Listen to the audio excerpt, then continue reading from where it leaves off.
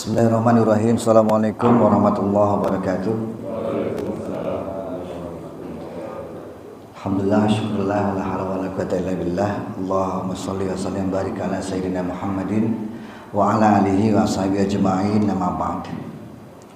Syukur senantiasa kita panjatkan, kita haturkan kehadirat Allah Subhanahu wa taala atas begitu banyaknya nikmat dan keberkahan untuk kita semua, sehingga kita sampai detik ini kita masih diberi anugerah hidup, masih diberi kesempatan untuk hidup sehingga bisa melaksanakan sholat subuh berjamaah. Lanjut dengan kajian. Insya Allah kita akan mengkaji beberapa hadis asar yang berasal dari kitab Nashawil Ibad yang ditulis oleh Syekh Nawawi Al-Bantani. Baik, Bismillahirrahmanirrahim. Kita masuk ke makalah Al-Hadiyata Asyarah, makalah yang ke-11. Sebetulnya diacak ini ya, tapi biasanya saking banyaknya ini masih bab 4 ya, masih rubai, masih sangat banyak sekali sebetulnya. Tapi saya coba beberapa hal yang saya kira penting kemudian saya dahulukan. Wal maqalatul hadiyata asyarah, makalah yang ke-11. An Nabi sallallahu alaihi wasallam, dari Nabi Muhammad sallallahu alaihi wasallam, annahu qala, beliau bersabda, as-salatu imaduddin. Ini adalah hadis yang populer. Hadis yang populer sehingga kita tahu bahwa salat itu adalah tiangnya agama. Itu populer dari kecil. As-salatu imaduddin, as-salatu adapun salat, yaitu imaduddin adalah tiangnya agama. Kata Syekh Nawawi, asluhu, atau yang memang dasar dan fondasi agama adalah salat. Faqawamud dini laisa illa biha. Faqawamud dinu laisa illa biha. Dan tegaknya agama itu tidak lain kecuali dengan salat. Jadi betapa pentingnya salat ya. Sehingga agama ini tidak bisa tegak kecuali oleh salat. Sehingga salat itu tidak menjadi sebuah urusan pribadi, tetapi menyangkut masalah sosial dan bahkan masalah negara. Kama annal baita la yaqumu illa ala umudih. Sebagaimana sebuah rumah yang tidak bisa berdiri kecuali dengan adanya tiang-tiang. Rumah itu tidak akan berdiri kalau tidak ada fondasi. Sama. Agama juga akan runtuh, Islam akan habis kalau sholatnya tidak ada atau tidak dilaksanakan. Sehingga kalimatnya itu aqimus sholah, dirikan sholat. Karena dengan mendirikan sholat itu sama kita dengan menegakkan tiang-tiang agama. Jadi sehingga dengan demikian, karena tiang itu banyak, maka sholat itu tidak hanya urusan pribadi, tapi urusan sosial dan juga bahkan urusan negara. Fahiyah tahqiqul lil ubudiyah.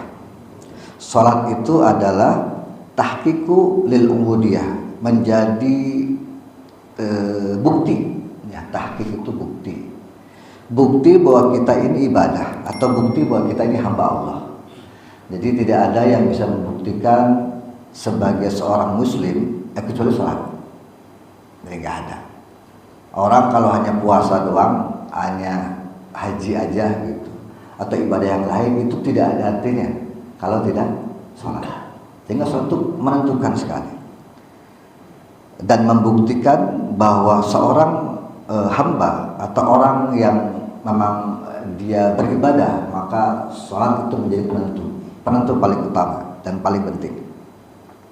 Wa ada'u li haqqir rububiyah, dan sholat merupakan pelaksanaan hak ketuhanan. Ya pasti jelas ini kemudian menyangkut urusan yang sangat pribadi. Karena ketika orang sholat itu orang senang bermunajat dengan Tuhan. Dan bahkan Nabi dalam berbagai riwayat, Nabi itu orang hobinya sholat. Para Nabi ya, tidak hanya Muhammad SAW ya, semua Nabi itu hobinya sholat. Nah, saya nggak tahu di kita ada nggak yang hobinya sholat. Ya, kalau ditanya di CV ada nggak kalau kita mau kerja di CV hobi sholat gitu? Kayaknya jarang, itu nggak ada kali ya. Tapi para nabi itu memang hobinya sholat. Ketika Nabi itu Isra, ini dalam beberapa riwayat ya, banyak sekali. Nabi itu bertemu dengan para nabi yang lain, itu mereka semua dalam keadaan sholat. Ketemu Nabi Musa ya di atas kuburnya sholat. Ketemu dengan Nabi Adam di atas makbarahnya sholat. Jadi memang kenangan terbaik di dalam Isra Mi'raj itu kan sholat. Tidak hanya Mi'raj ya, kita kan tahunya Mi'raj itu adalah oleh-olehnya sholat. Padahal sejak Isra Nabi itu ketika ketika perjalanan malam hari itu yang ditemui kemudian ketika Nabi itu naik ketika perjalanan malam itu Nabi melihat seluruh para nabi itu sholat. Lalu kemudian ketika Nabi berhenti di Masjidil Aqsa, Nabi sholat itu semua ikut. Ya, kan ada di di tarhim itu kalau subuh itu kan. Kalau di musola itu di sini tahrim enggak. Ada kalimat wa taqaddam tas-salatu fasalla kullu man fis sama wa antal imam. Jadi ketika Nabi nyampe ke Masjidil Aqsa, lalu kemudian semua yang di langit itu turun dan para nabi turun. Mereka ikut kepada Nabi jamaah. Wa antal imam, dan Nabi sebagai imam. Jadi kira-kira kalau dalam bahasa kita, ayo kita salat itu ada imam besar. Imam besar tidak dalam konteks jurnalistik ya, bukan dalam imam besar. Imamul mujahidin wa imamul muttaqin. Jadi Nabi itu adalah imam mujahid, imam muttaqin. Jadi memang kenangan terbesar Nabi sholat. Bahkan ada riwayat juga yang menyebutkan ketika Nabi itu mau wafat ya, bahasanya kalau di hadis itu intiqal ila rabbih. Nabi ketika akan wafat itu dia tuh yang disedihkan tuh gimana kalau saya wafat. Ya meskipun para nabi itu sebetulnya tidak mati ya, mereka hidup. Maka istilah wafat itu asal kata dari wafa yuwafi wafatan, wifaan itu artinya memenuhi. Jadi kalau kita ada istilah wafat itu artinya sudah terpenuhi. Jadi orang wafat karena rezekinya sudah terpenuhi, maka dia wafat. Dia sudah terpenuhi umurnya, maka dia wafat. Jadi sudah terpenuhi semua. Maka ada istilah seperti itu. Orang kalau rezekinya sudah habis, sudah terpenuhi, maka dia diangkat, dipanggil oleh Allah. Maka istilahnya kata-katanya wafat itu artinya sudah memenuhi. Ya, walaupun ada istilah mata yang untuk mutan atau mati itu ya berarti sesuatu yang bertolak belakang dengan hidup, kebalikannya, ya kan? Ada mut, ada hayy, ada mata, ada hayy. Tapi yang jelas seperti itu semuanya. Jadi kenangan Nabi terbesar itu adalah sholat. Bahkan Isra pun itu ketika Nabi sampai ke Masjidil Aqsa, itu Nabi sholat dan menjadi imam bagi para nabi yang lain. Dan ketika Mi'raj pun demikian. Ini yang mungkin jarang diceritakan dalam beberapa kajian ya. Jadi ketika Mi'raj itu kan bertemu dengan para nabi semua. Bertemu dengan Nabi Adam, bertemu dengan Nabi Musa, bertemu dengan Nabi Isa, bertemu dengan Nabi Ibrahim dan seterusnya. Sampai ke Sidratul Muntaha. Dan memang ini barokahnya Nabi Musa yang suka protes, itu pada akhirnya sholat itu menjadi 5 dari tadinya 50 waktu. 9 kali bolak-balik berarti. Ya, dari 50 dipotong jadi 45 gitu. Terus kemudian balik lagi kata Nabi Musa, nggak bakal kuat. Umat saya aja yang gede-gede badannya suruh sholat begitu nggak apa-apa. Balik umat sampai Muhammad. Udah balik lagi aja sama Allah, minta keringanan. Balik lagi Nabi Musa. Dipotong lagi jadi 40. Terus kata Nabi Musa, nggak bakal kuat. Terus sampai 9 kali. Itu padahal ketika sudah dikasih 5 waktu sholat, dikasih keringanan, Nabi Musa masih protes. Kata Nabi Muhammad, ya Allah udah malu saya udah bilang balik. Udahlah 5 aja, udah kayaknya kuat, insya Allah kuat. Kata Nabi Musa, akhirnya kan sembrono Pak Nabi Musa. Di kita aja ketika kita walaupun sholat 5 waktu ya, yang wajib, tapi kita kan berapa rakaat ke sholat? 3 Tidak hanya salat wajib, tapi sunnahnya kita sholat, belum lagi kalau tarawih kan, Ramadan. Sehingga ternyata kuat. Bahkan ada ahlul bait ya, Ja'far Shadiq itu sholat itu sama 100 rakaat, sehari 100 rakaat. Jadi itu hal biasa, bukan sesuatu yang kemudian memberatkan. Buktinya kan tidak. Jadi betapa pentingnya sholat. Jadi memang sholat itu menjadi tiang agama. Sehingga kalau dalam bahasa bebas ya, saya memang lebih membeli pendapat Gus Baha ya. Gus Baha bilang Islam demi sholat, bukan sholat demi Islam. Kalau kita kan sholat demi Islam. Sebaliknya Gus Baha bilang Islam demi sholat. Karena bagaimanapun juga Islam tidak akan bisa hidup, tidak akan bisa menyebar, tidak akan bisa kuat itu kecuali dengan sholat. Sehingga apa yang dikatakan sholat sebagai perbuatan yang diawali dengan takbir lalu diakhiri dengan salam, yaitu definisinya. Itulah yang harus dilakukan dan ditegakkan. Sehingga dalam Al-Quran itu kita melihat bagaimana ketika Ibrahim alaihissalam meninggalkan anak cucunya di tempat yang tandus. Ya, Mekah itu kan tempat yang tandus. Dulu nggak ada. Mungkin orang berpikir itu adalah tempat jin buang anak kayak gitu kan. Saking tempatnya sepi, kering kerontang, nggak ada apa-apa. Gitu. Ibrahim meninggalkan anak cucunya di sana. Ya. Tapi doanya apa? Di Al-Quran dia merayu Tuhan. Rabbana liqimus salata faj'al af'idatan minan nas tahwi ilaihim warzuqhum minas samarati la'allahum yashkurun. Jadi orang-orang yang berada di Mekah, penduduk Mekah itu didoakan oleh Ibrahim. Ya Allah, liqimus salat. Karena untuk menegakkan salat. Faj'al af'idatan minan nasi tahwi ilaihim. Maka jadikanlah hati-hati mereka itu punya kecenderungan di antara satu dan yang lain. Warzuqhum minas samarati, dan berikan rezeki kepada mereka dari buah-buahan yang tumbuh. Jadi sesungguhnya makan itu adalah penopang sholat. Karena tidak mungkin orang bisa mendirikan sholat dalam keadaan lapar. Nggak mungkin orang nggak makan, pasti kan lemas. Gimana mau sholat karena dia lemas. Sehingga dalam banyak tidak anekdot ya, ini sejarah, dalam banyak hal makan itu menjadi hal sesuatu yang penting. Nah kita kalau misalnya kira-kira ada makanan terus waktu saat masuk kira-kira makan dulu apa sholat dulu? Wah pasti ada. Kalau yang berpikirnya lebih kita persoalan Islam lah, itu pasti sholat dulu. Udah nggak usah ingat makanan, sholat dulu. Tapi mereka cuma makan dulu. Karena dengan makan sholat itu menjadi kuat, ibadah itu menjadi kuat. Maka jadikanlah makan itu sebagai wasilah. Sehingga ketika Ibrahim melihat salat itu sebagai basis ekonomi, ya, jadi bagaimana kemudian salat bisa tegak. Ya Allah, Engkau itu adalah Maha memberi rezeki. Kalau seandainya Engkau tahu bahwa salat itu penting, maka berikanlah rezeki itu kepada mereka. Anugerahkan rezeki dulu, topang dulu mereka dengan ekonomi yang kuat, sehingga mereka mampu mendirikan sholat. Jadi ketika zaman Ibrahim begitu. Sehingga sholat itu memang di seluruh para nabi sudah ada. Jadi jangan kemudian kita berpikir, berasumsi ketika Nabi Muhammad pertama kali memperoleh wahyu itu kan sholatnya Iqra. Berarti waktu itu Nabi belum sholat. Nah kira-kira begitu kok enggak?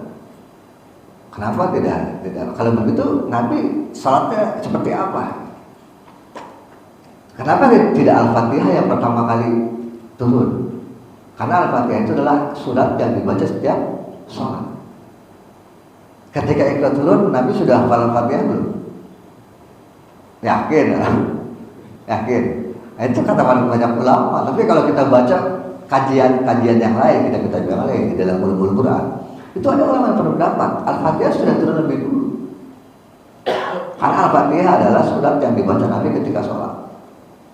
Lalu kemudian Iqra. Itu pendapat ya, silakan. Ada beberapa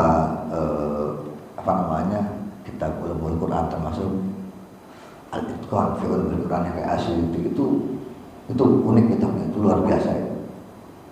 Kalau yang saya punya 1 jilid dalam bahasa Arab ya, sudah ada terjemahannya dan sudah dibuat disertasinya sama orang Mesir, itu menarik. Jadi itu bicara tentang bagaimana Al-Quran turun dan kemudian pendapat para ulama seperti apa, sehingga ya beliau salah satunya yang kemudian mengangkat kalau begitu masa Nabi belum sholat ketika memperoleh wahyu, Nabi sudah sholat karena Ibrahim itu sudah sholat. Maka doa Ibrahim di dalam Al-Quran, Rabbana liyuqimus sholata faj'al af'idatan minan nasi tahwi ilaihim warzuqhum minas samarati la'allahum yashkurun. Itu apa namanya? Ketika masa Ibrahim, sholat itu harus didukung oleh basis ekonomi. Ada orang dikasih makan dulu, orang dikasih rezeki dulu, dikuatkan dulu baru agar dia bisa menegakkan sholat. Ketika zaman Rasulullah, sholat itu menjadi bagian dari otoritas politik, sehingga kalau agama sudah kuat, kalau masyarakat sudah kuat iman Islamnya, maka sholat itu menjadi bukan identitas politik ya, menjadi kekuatan politik. Maka di Al-Quran disebutkan dalam ayat lain, wala yumakkinanna lahum dinuhum alladzi irtadalahum waliyubaddilannahum min ba'di khaufihim amnan. Jadi tamkin ya istilahnya kalau di dalam Al-Quran. Tamkin itu adalah Allah memberikan kemampuan kepada orang-orang untuk menegakkan sholat.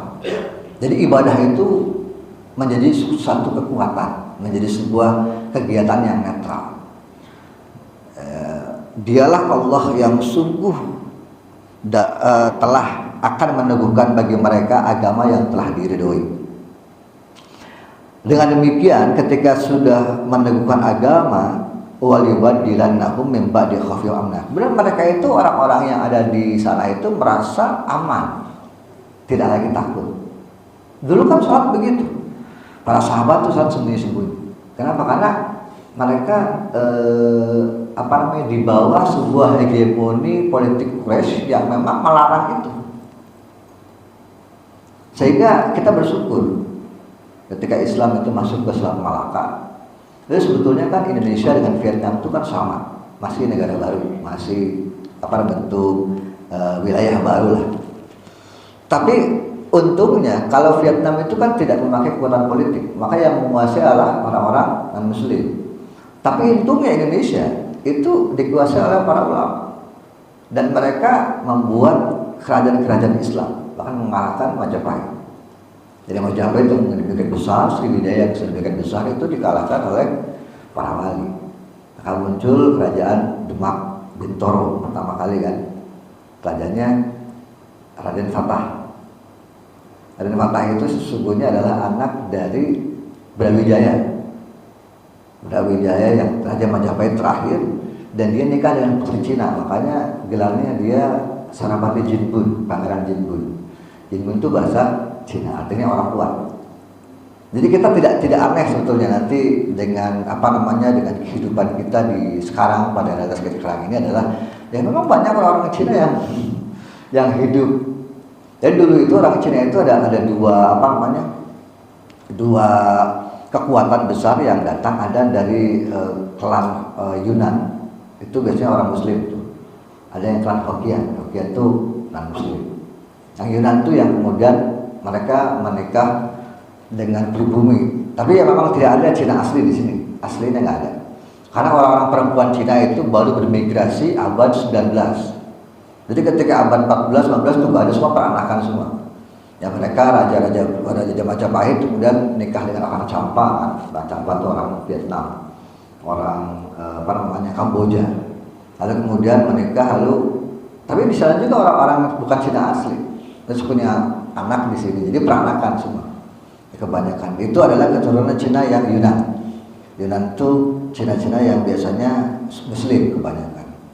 Kalau yang Hokkien itu enggak. Yang Hokkien itu biasanya di depannya ada nama-nama marga. Jadi Cina itu nama depannya marga, Lim Swee Leong, berarti marganya Lim, gitu kan. Sama lagi tuh, depannya itu pasti itu adalah nama marga.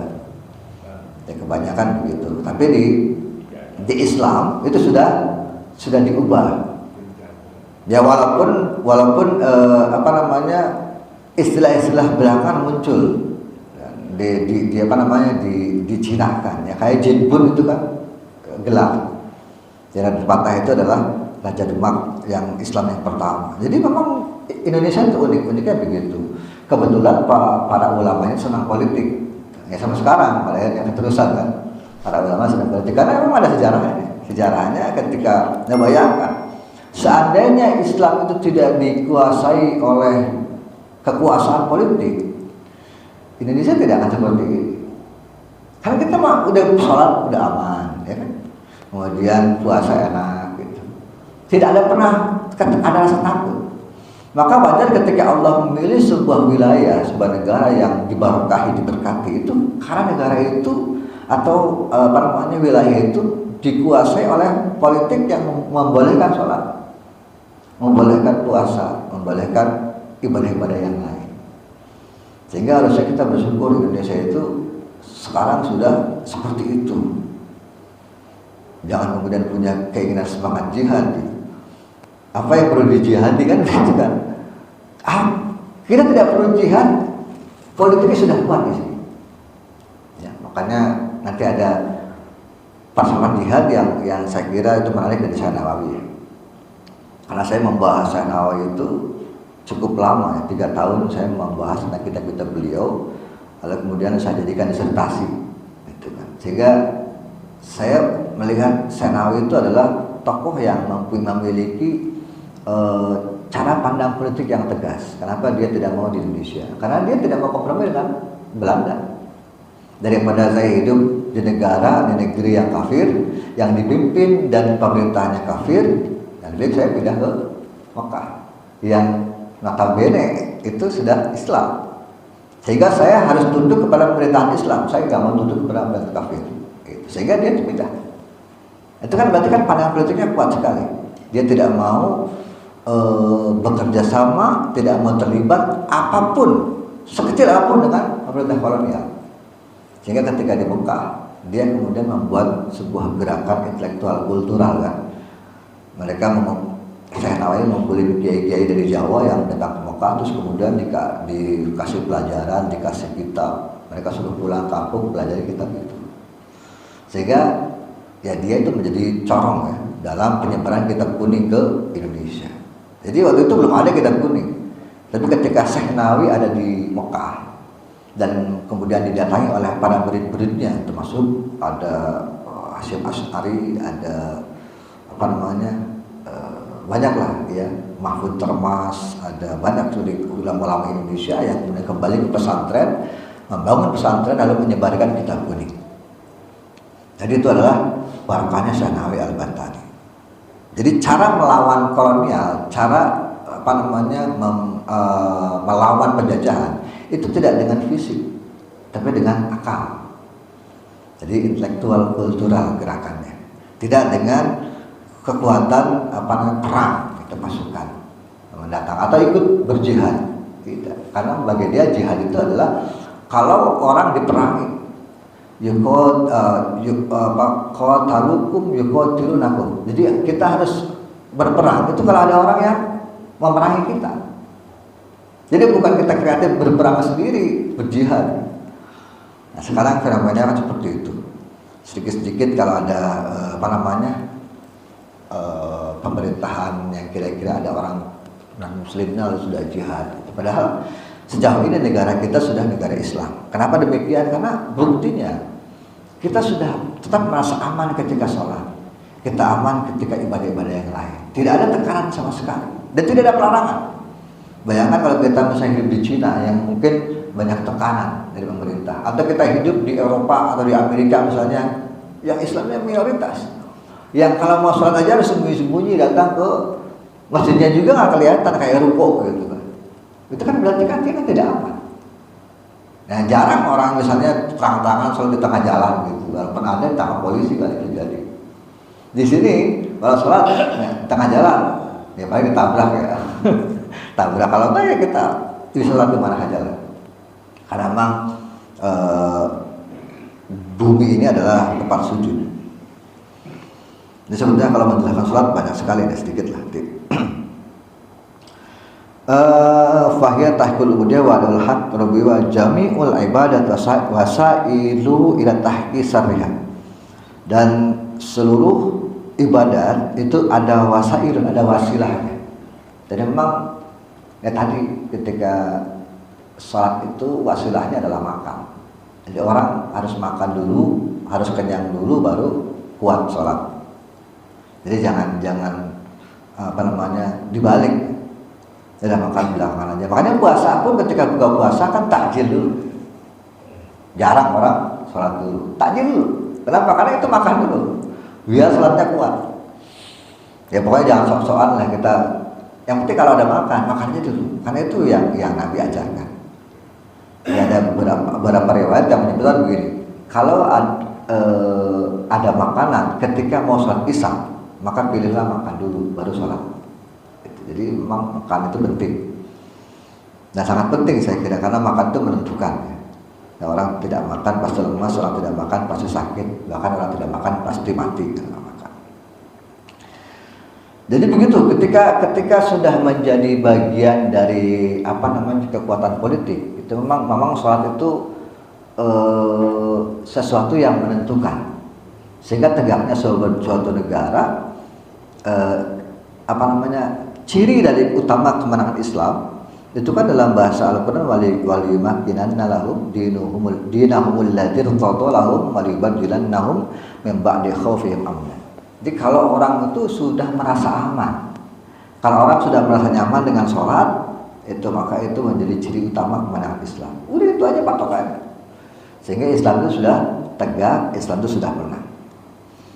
Jadi Allah pasti akan memberikan tamkin itu kekuatan yang dimana ibadah itu orang ibadah itu merasa aman dan tidak takut. Hingga ya wajar kalau bahasa di dalam Al-Quran itu istilahnya aqimus sholat, tegakkan dan dirikan sholat. Nah itu bahkan di dalam sholat pun banyak ya cerita-ceritanya, dan sholat yang paling dianjurkan ya, bahkan mungkin sebagian ulama ada yang mewajibkan itu ya sholat jamaah, tapi fardu ya, sholat jamaah itu sholat jamaah fardu. Bahkan ini ada unik lagi, Imam Haramain itu bahkan sangat menganjurkan, bahkan mewajibkan. Jadi dia bilang kalau ada orang yang sholat di rumah walaupun jamaah, maka perlu diperangi itu, Imam Haramain. Ya, saking wajibnya, saking fadilahnya sholat jamaah itu harus di masjid. Dan bahkan tidak ada di masjid, katanya fi amakin mukhtalifah. Kalau bisa sholat jamaah itu jangan di satu tempat. Jadi kalau di sini ada masjid ya ada mushola, ada mushola lagi, atau di tempat-tempat yang kira-kira dianggap tanah terbuka. Memang harus syiar. Jadi kita nggak usah janggal kalau misalnya itu ada kebun bambu gitu ya, yang biasanya diisi gendrowo betul anak itu sholat di situ aja gitu. Bila perlu jamaah di situ, karena memang bahwa Allah sudah menciptakan, sudah menjadikan bumi ini sebagai tempat suci. Makanya Nabi menganjurkan kalau sholat di rumah munfarid itu jangan di kamar doang, pindah ke ruang tengah ya, terus pindah ke ruang belakang. Jadi semua disujudi oleh kita sehingga menjadi kenangan. Karena para malaikat itu menangis kalau ada tanah yang enggak dipakai sujud. Ya Allah, ini gimana? Ada lapang, itu luas, tapi kok ngapain dipakai sholat? Makanya kalau memang mau jadi wali gitu aja, keliling-keliling nyari tanah-tanah yang kosong sholat silakan gitu, karena semua milik Allah dan tempat sujud. Jadi jangan dikonsentrasikan di satu tempat. Jadi Islam demi sholat ya, bukan sholat demi Islam. Dan juga barokahnya jamaah itu luar biasa saya kira. Orang kalau sudah sholat jamaah itu yang tadinya salah jadi benar. Jadi barokahnya itu adalah seperti itu. Orang mungkin sholat sendiri bisa jadi khusyuk, lebih khusyuk, tapi sesungguhnya tidak juga. Dengan jamaah mungkin yang lupa-lupa dia bisa jadi tidak lupa, karena sudah ada imam yang mengingatkan. Bahkan kita kan mungkin tahu kenapa sholat jamaah itu cara masbuknya itu seperti itu. Kita kan nggak pernah tahu hadisnya, tapi tiba-tiba ketika sholat tahu sudah 2 rakaat, kita ikut imam sujud, terus kita lanjutkan lagi sekian rakaat. Itu kan sebetulnya di zaman Nabi itu bid'ah.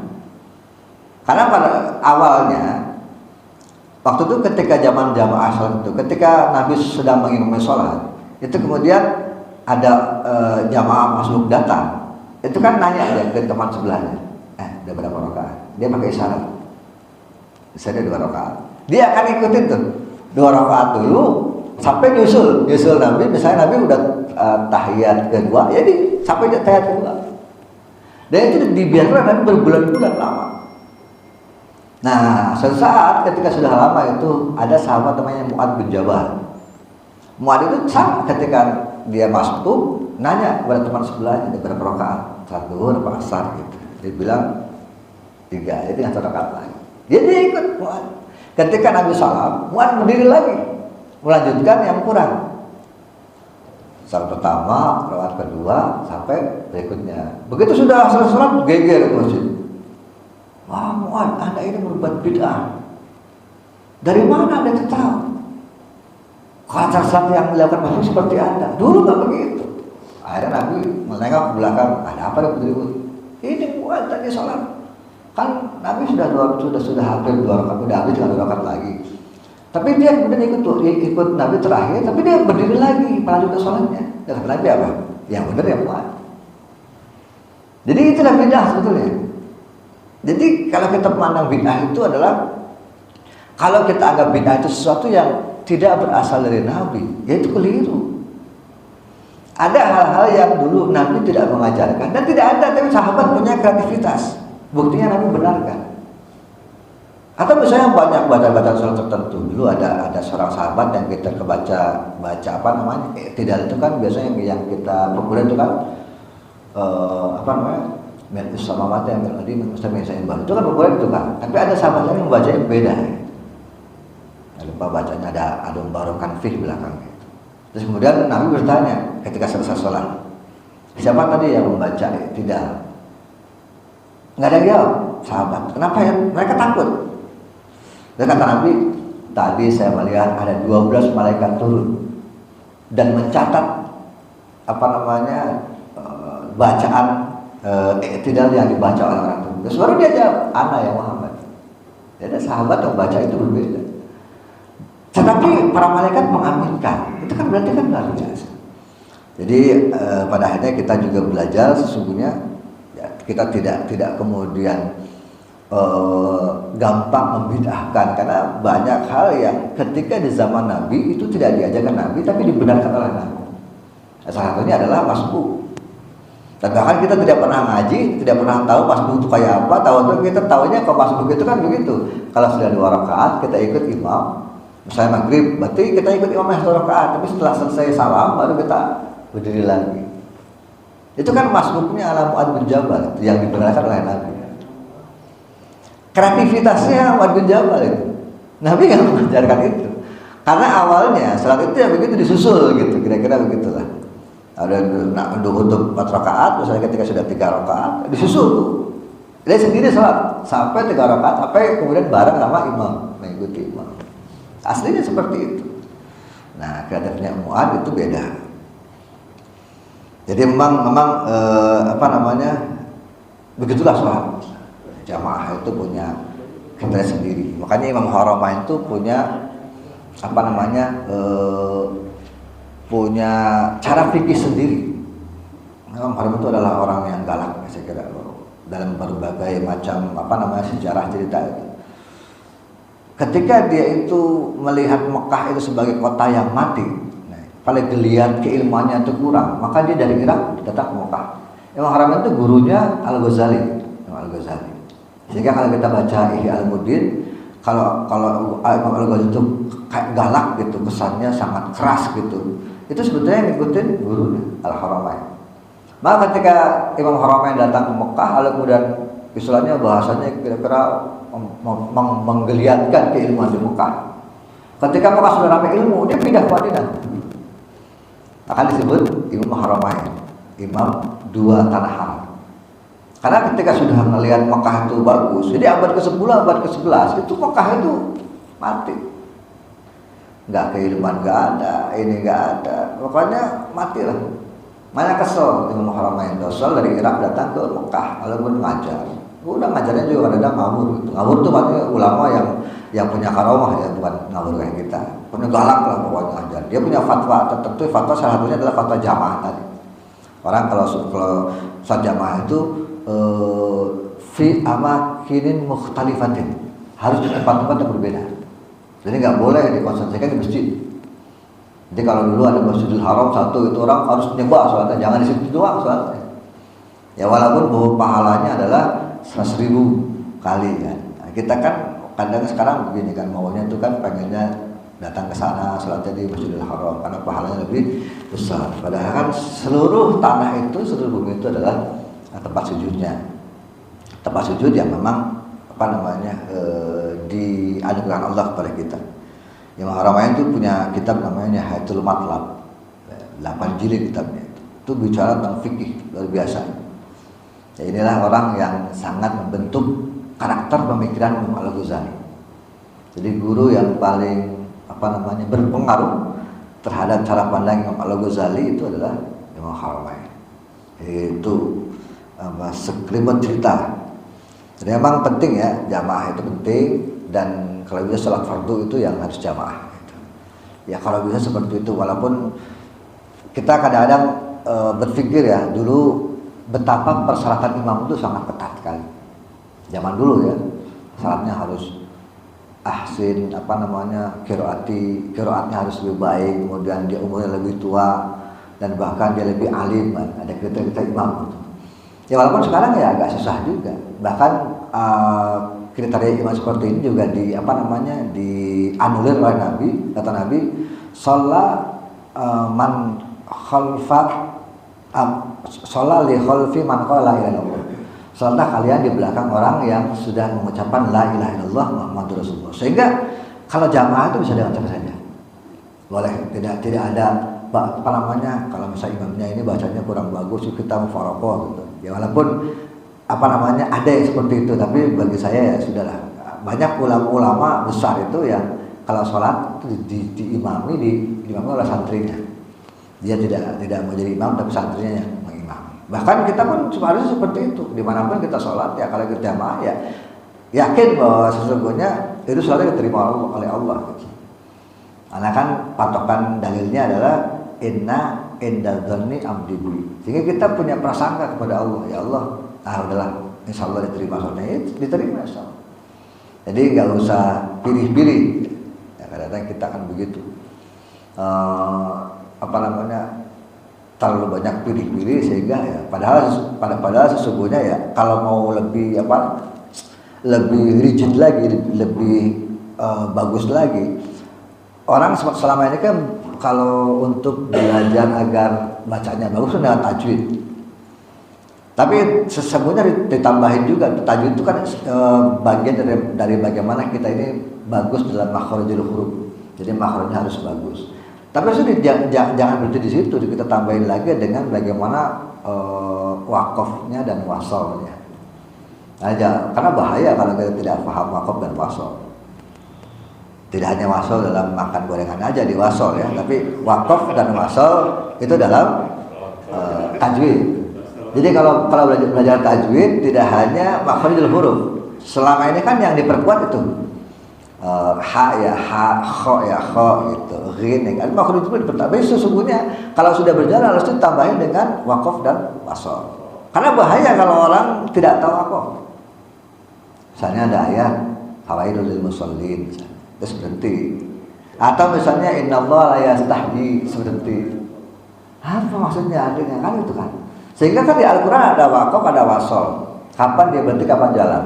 Itu kata satu ulama pernah bilang begini, kalau Anda sudah hafal 10 aja wakof di Al-Quran, maka Anda layak menjadi imam. Nah kita ada hafal berapa? Hafal nggak wakof wasol yang ada di Al-Quran? Oh di sini harus wasol. Atau saya kira mungkin banyak yang tidak hafal. 10 saja syaratnya dia hafal wakof dan wasol di Al-Quran, itu sudah layak jadi imam. Itu sekarang kita tidak begitu udah susah. Tapi kata Nabi kan begitu. Sallu min khalfi man qala la ilaha illallah. Salatlah di belakang orang yang sudah menyatakan, sudah berkata la ilaha illallah Muhammadur Rasulullah. Jadi udah sekarang lebih apa namanya, lebih gampang, lebih mudah. Karena saya kira kenapa dulu itu apa namanya, patokannya bahwa imam seperti itu ya, karena memang untuk memperlihatkan bahwa betapa sholat itu memang harus diatur seperti itu oleh apa namanya, orang-orang yang memang mampu memahami Al-Quran dan apa namanya, tahu betul tentang makna-maknanya gitu. Dan bahkan bacanya juga bagus. Nah, sekarang kan sudah perubahan zaman, berbeda zaman gitu. Jadi ya ada rukhsah lah kira-kira gitu.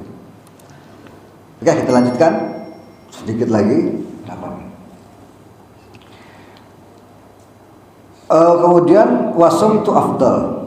Jadi ketika sudah bicara salat imaduddin, kita bicara tentang asum tu afdal. Diam itu adalah sesuatu yang utama. Faqala Rasulullah sallallahu alaihi wasallam asumtu arfa'ul ibadah. As-samtu arfa'ul ibadah. Diam itu adalah ibadah yang paling tinggi. Ya, tapi kita harus tahu juga bahwa hadis ini mujmal ya. Jangan kemudian kita disuruh apa ya diam, untuk ngomong kebaikan juga diam, kan nggak begitu artinya. Makanya hadis itu harus dipahami secara taksis. Jadi kita tidak bisa kemudian memahami hadis kemudian dalam terjemahan doang lalu kita kemudian menyimpulkan oh berarti begini, ya nggak begitu. Ada taksis ya. Karena hadis itu mujmal.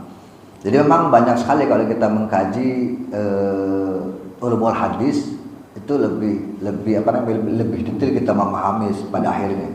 Kenapa hadis ini bicara ini? Kenapa hadis ini konteksnya seperti ini? Itu karena kebanyakan mujmal.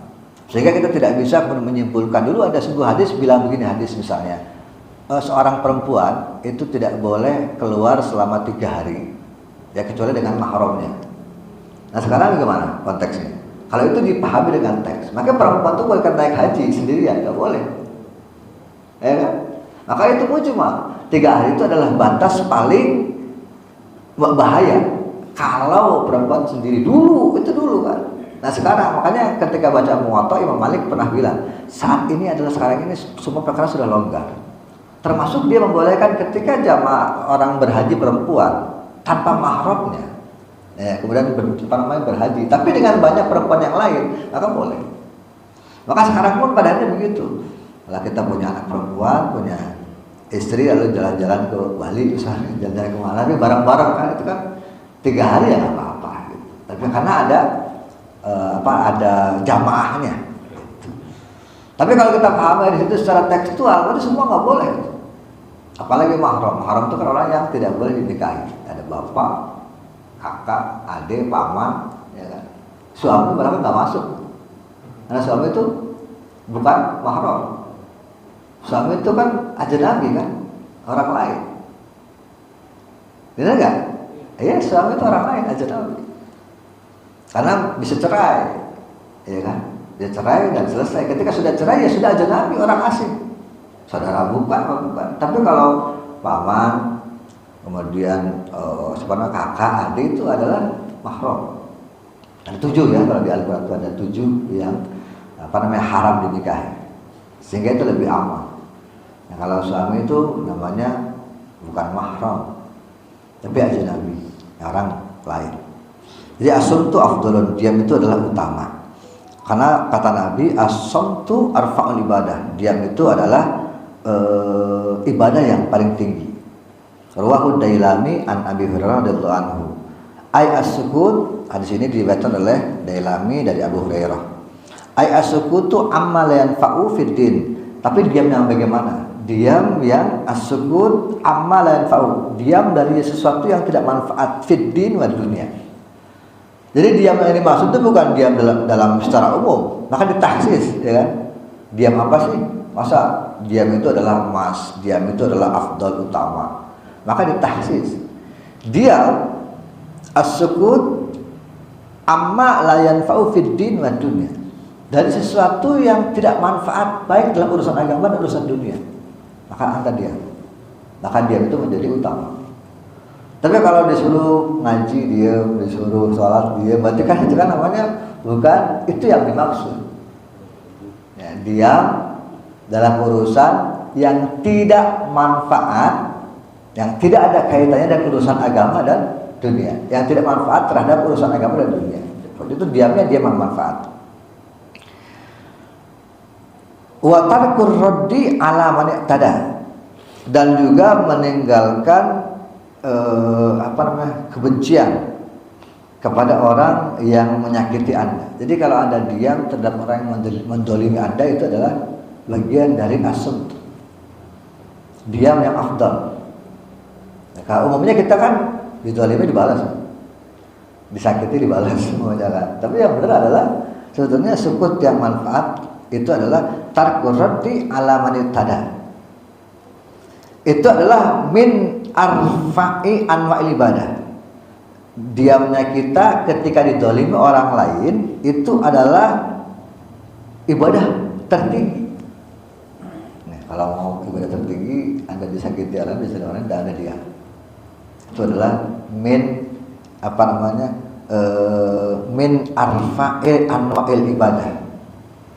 Ibadah, satu macam ibadah yang juga paling tinggi. Ya, tapi ini lagi-lagi kita harus bicara ilmu, ya, bukan bicara tentang konteks sosial. Maka kalau kita dibarengi dengan ilmu, kita akan berpikir bahwa sesungguhnya memang diam itu ketika didolimi orang lain itu adalah ibadah yang tertinggi. Tetapi kita harus bisa menyatakan dolim kepada orang yang dolim. Jadi kata hadis, Allah itu tidak akan mencabut barokahnya manusia di suatu wilayah selama dia itu bilang bahwa ketika ada orang zalim, maka dia bilang dia zalim.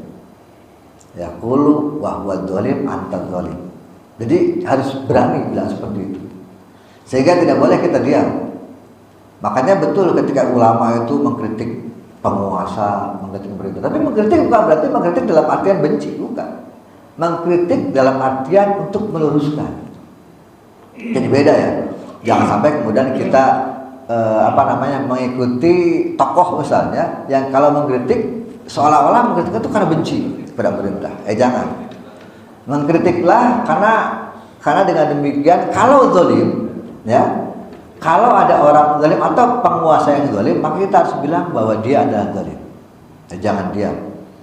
Jadi diam itu ada pos-posnya, ada kriterianya. Kalau kita diam untuk urusan-urusan yang kira-kira tidak memberi manfaat kepada urusan agama dan dunia, maka itu diamnya diam afdal, diam yang utama. Bahkan diam yang merupakan sesuatu yang irtifa, ya, yang ibadahnya itu paling tinggi. Tapi diam seperti itu bukan berarti diam ketika ada orang zalim, maka kita diam sebagai orang yang dizalimi. Itu bahaya. Karena kalau kita diam karena dizalimi, maka Allah mencabut barokah dari masyarakat. Sehingga kita fajar dan kita tahu bahwa barokahnya Indonesia itu karena masih ada orang yang bersuara. Kalau dia salah ya salah. Gitu. Jangan sampai kemudian kita membiarkan kesalahan seolah itu menjadi benar. Karena kita misalnya takut, karena kita misalnya bagaimana segala macam, kan ada hal-hal yang mendorong atau motif kita yang lain. Tapi yang paling bagus adalah ketika ada orang salah, maka bilang dia itu salah. Nah, jangan didiamkan. Nanti ketika kesalahan didiamkan, soalnya kita menyetujui sebuah kesalahan dan itu menjadi kebenaran. Sehingga begitu wajar kalau kita misalnya melihat ada tetangga kita yang misalnya sering keluar malam segala macam, ya kita harus berani bilang. Itu adalah tegur. Karena kalau kita diamkan, maka dia akan merasa nggak ada yang negur kok, saya diam aja. Maka dia menganggap bahwa perbuatan yang dilakukan salah itu menjadi sebuah kebenaran yang umum sifatnya. Maka barokahnya Indonesia itu begitu. Masih banyak orang-orang yang kemudian ketika misalnya mohon maaf bekerja di tempat-tempat hiburan malam, pulang malam, itu masih dicibir sama tetangganya. Itu barokahnya nggak apa-apa itu. Kenapa? Karena sesuatu hal yang nggak baik itu harus kita katakan nggak baik. Nah, sehingga nanti pada akhirnya yang benar ya tetap benar, yang salah ya dihukum salah. Jangan kemudian yang salah didiamkan sehingga jadi kebenaran yang diterima oleh semua pihak. Jangan sampai seperti itu. Ayo sumtu afdol. Terus kemudian fa'in aktsarul khotoya minal lisan. Fa'inna aktsarul khotoya minal lisan. Sesungguhnya banyaknya kesalahan itu adalah dari lisan. Jadi memang betul. Jadi kalau orang diam itu utama, karena sesungguhnya banyaknya kesalahan itu adalah dari ucapan. Makanya wajar kalau ada ulama yang kalau nggak penting-penting banget ya diam aja. Orang pintar tuh begitu, diam aja nggak penting. Tapi kalau memang itu penting, manfaat untuk dunia dan agama, maka bicara, jangan diam. Amma idza kana insanu khaliyan anin nas fala yakunu sukutuhu minal ibadah. Adapun ketika ada seseorang yang khaliyan anin nas, dia sepi atau misalnya diam dari orang lain, fala yakunu sukutuhu minal ibadah, maka jangan sampai diamnya dia itu diam dalam hal ibadah. Jadi bolehlah ada orang yang kemudian dia diam dalam hal-hal yang tidak manfaat, tapi jangan sampai diam itu dalam hal ibadah. Sudah sholat nggak mau, karena alasannya asubtu afdalun, kan bisa aja itu diselewengkan ya. Diam itu kan ibadah, diam itu kan utama. Terus kemudian disuruh ngomong kebenaran nggak mau, disuruh sholat nggak mau, disuruh puasa nggak mau, itu kan namanya kan bukan itu yang dimaksud. Jadi kebenaran itu diam itu boleh dalam hal lain, tapi tidak dalam hal ibadah. Makanya ibadah itu syiar, jangan diam.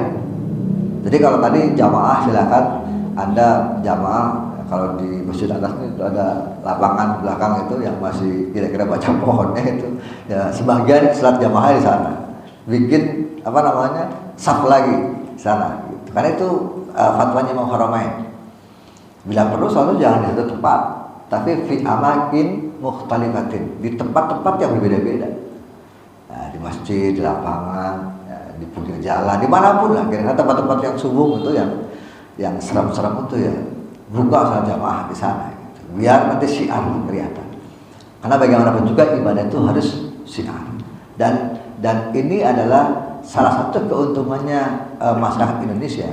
Betapa ibadah itu sudah menjadi syiar. Tidak hanya jamaah yang kita merasa tenang dan merasa nyaman, gitu kan. Ibadah-ibadah yang lain pun sama. Gitu. Jadi itu barokah.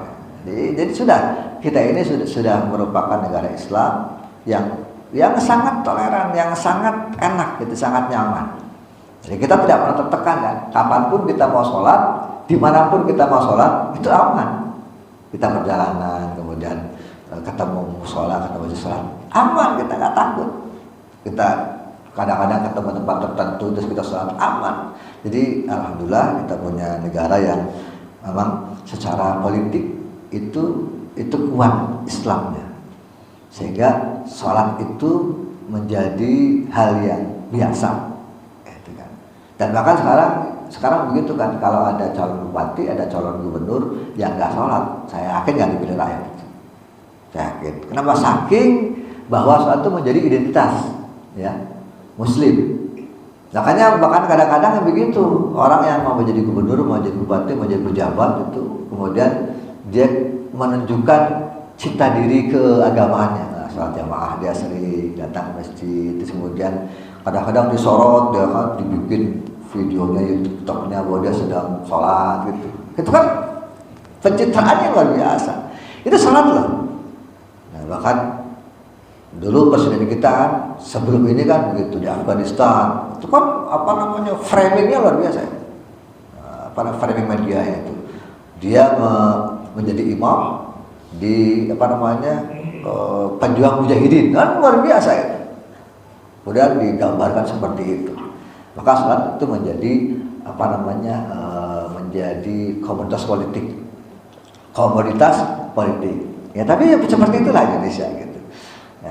Ya harusnya kita sadar ya semua. Pokoknya yang kira-kira nggak paham ya silahkan sholatnya diperbaiki. Yang sudah paham orang-orang yang politik ya harus sadar bahwa sesungguhnya sholat itu tidak hanya komoditas politik, tetapi bahwa dia menjadi imaduddin, menjadi penegak agama.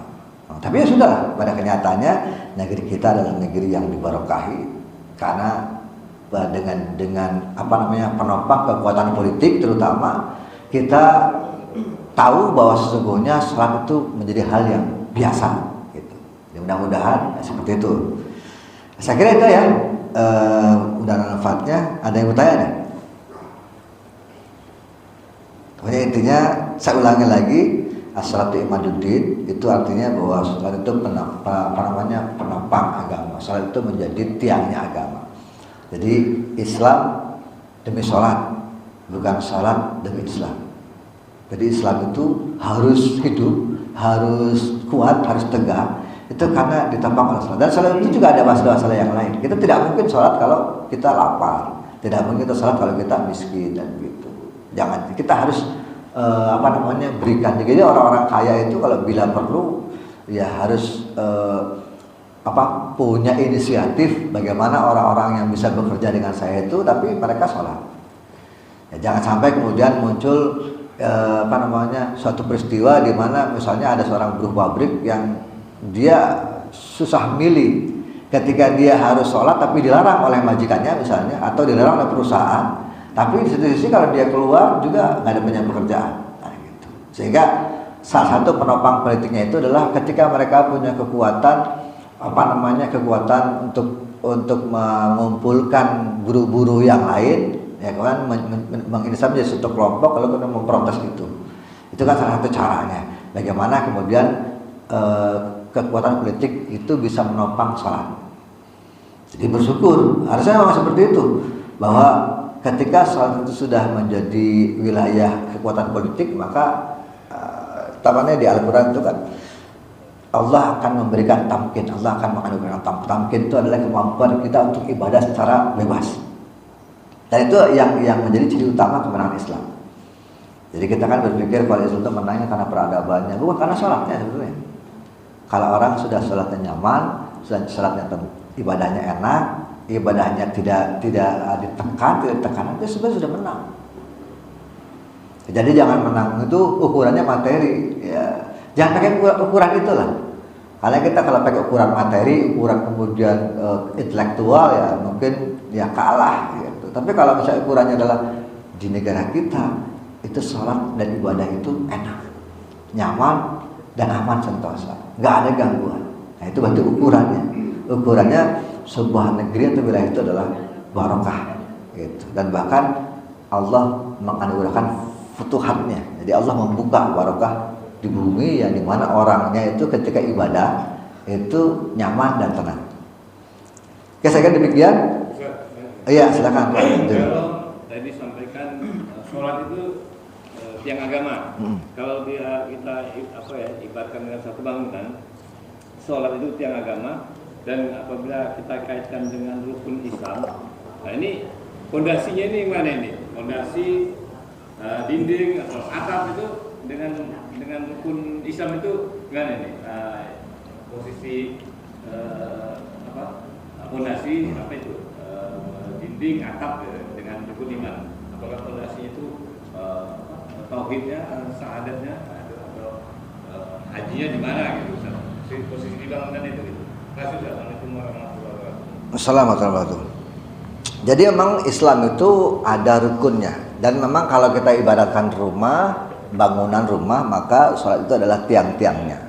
Tiang-tiang itu kan penentu sebetulnya. Jadi ketika kita mau membuat rumah itu ada fondasi dulu. Nah, itulah fondasi itu adalah asluhu atau tiangnya. Nah kemudian dalam beberapa hal yang lain, ibadah yang lain, misalnya as-saumu junnatun, misalnya diam atau puasa itu adalah junnah, benteng. Maka puasa bisa jadi sebagai dindingnya. Itulah. Kemudian haji itu adalah misalnya itu bisa jadi atapnya gitu. Karena jadi banyak itu kan sebetulnya kreativitas ulama aja ya kemudian yang membuat, walaupun memang ada beberapa hal yang bisa mendekati, tapi saya kira mungkin puasa itu dinding itu adalah karena puasa itu benteng, maka benteng itu adalah dinding, junnatun. Walaupun dalam terjemahan lain tuh yang dimaksud dengan hadis itu as-saumu junnatun adalah saum itu diem sebetulnya. Makanya as-saum fil lughah itu ada asum tuh kan diam. Puasa itu dalam secara bahasa adalah diam. Dan diam artinya diam untuk tidak melakukan apapun ya kecuali ibadah yang bermanfaat. Maka dia tidak makan, tidak minum, tidak ngomong kasar, tidak ngomong kotor, tidak bergibah segala macam, diam, menahan diri untuk diam, tidak melakukan keburukan, tapi diganti dengan melakukan hal kebaikan. Jadi kalau yang dikatakan arkanul iman, arkanul Islam, berarti Islam itu ditopang oleh rukun-rukun, sehingga kalau ini tidak dilakukan salah satunya, maka Islamnya batal. Kira begitu. Maka dia tidak menjadi rumah. Kalau rumah itu tidak ada atapnya. Gitu. Maka kalau kita bicara bangun rumah, ya tidak cukup sholat aja. Tapi sholat itu kan sebagai tiang, sebagai suatu yang, karena kalau tiangnya tidak ada, maka tidak jadi rumah. Jadi yang menentukan fondasinya itu adalah tiangnya sholat. Maka sholat itu disebut pertama kan, rukun iman yang pertama, rukun Islam yang pertama adalah sholat. Maka sholat itu menjadi identitas yang membedakan bainal mukmin wal kafir. Sholat itu membedakan antara orang mukmin dan orang kafir gitu. Jadi bedanya begitu. Sehingga tadi puasa ya sebagai dinding, haji sebagai atap, ya macam-macam lah. Tapi itu bisa dikreasikan sendiri silakan. Tapi walaupun ada beberapa hal yang memang mendekati. Saya kira mungkin begitu caranya, sehingga kalau rukun itu tidak dilaksanakan salah satunya, maka batal Islamnya. Sehingga orang Islam itu ya kalau ketika batal tidak dilaksanakan, misalnya haji ya, haji itu tidak dilaksanakan, batal nggak Islamnya? Batal sebetulnya Islamnya. Tapi karena ada niat, maka dia sudah dicatat sebagai, makanya sekarang bagi yang belum haji misalnya, niatkan pengen haji. Karena niat itu penentu, niat itu kan lebih baik daripada amal. Sehingga orang yang kalaupun sudah wafat, tapi dia sudah niat haji, maka sudah dicatat sebagai haji. Iya kan? Tapi disempurnakan lagi kemudian dibadalkan oleh keluarganya atau anaknya atau siapapun yang kemudian sehingga dia menjadi penuh hajinya. Gitu. Jangan sampai nggak niat, udah karena gara-gara lama, nggak haji juga. Sekarang udah 12 tahun daftar gimana? Nah, itu jangan begitu. Daftar aja. Pokoknya urusan nanti diberangkatkan kapan tuh Allah ngatur. Gak usah berpikir sudah umur segini cukup gak ya? Itu kan pandangan kita. Pandangan Allah kan tidak begitu. Siapa tahu Allah kemudian tiba-tiba sudah 3 tahun dipanggil, kan? Kita nggak tahu. Nah, kalau kita punya banyak uang ya hajinya bisa haji plus gitu. Atau misalnya bisa haji furoda, ya macam-macam lah. Tapi kalau kita memang sudah niat itu artinya sudah terbesit dalam hati, lalu kita wujudkan dalam perbuatan. Sudah daftar dulu, daftar aja dulu. Ketika melihat berangkat haji, estimasinya ketika di sekolah misalnya 2030 kan. Ya sudah nggak apa-apa. Anggap aja itu adalah niat saya udah haji. Pokoknya terserah Allah lah, ketika sudah saya daftar, ya saya sudah haji. Kalau Allah nanti memanggil saya tiba-tiba di suatu hari dan saya belum haji, maka niatnya itu sudah dicatat sebagai haji. Nah, sehingga sudah sempurna Islam. Makanya kesempurnaan Islam itu kan di akhir itu adalah haji. Haji itu adalah ibadah terakhir. Kenapa? Karena ibadah yang terberat. Karena haji itu kan harus ada uangnya, harus ada tenaganya, harus ada ongkos yang ditinggalkannya. Kalau ibadah yang lain kan tidak ada. Kecuali haji yang pakai ongkos, yang lain tidak. Yang lain sholat, puasa, zakat, ya, itu kan gampang lah istilahnya. Haji itu yang memiliki wasilah-wasilah yang banyak. Ada wasail-wasail yang banyak. Oke, saya kira gitu ya. Nah, ketika tidak ada, saya kira terima kasih. Mudah-mudahan ada manfaatnya. Subhanakallahumma wa bihamdika asyhadu an la ilaha illa anta astaghfiruka wa atubu ilaik. Wassalamualaikum warahmatullahi wabarakatuh.